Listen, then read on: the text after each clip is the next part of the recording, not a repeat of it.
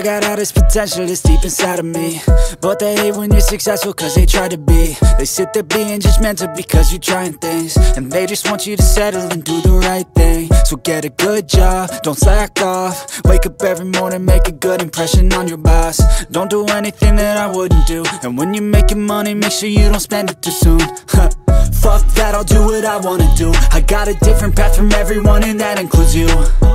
Who are you to tell me how to live life? In these times it feels like nobody's right, yeah. So I'ma figure out what else we succeed, and then invest all of my time into that and proceed.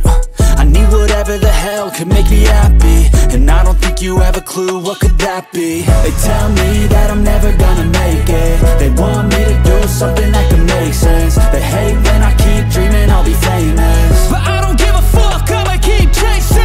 They tell me that I'm never gonna make it. They want me to do something that can make sense. They hate when I keep dreaming I'll be famous, but I don't give a fuck, I'ma keep chasing. I think this life could be special if I get rid of the devils.